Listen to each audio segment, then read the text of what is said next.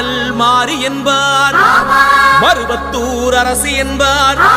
வேப்பிள்ளைக்காரி என்பார், ஆடிப்பூர நாயகி என்பார், சுயம்பான தேவி என்பார், சிங்க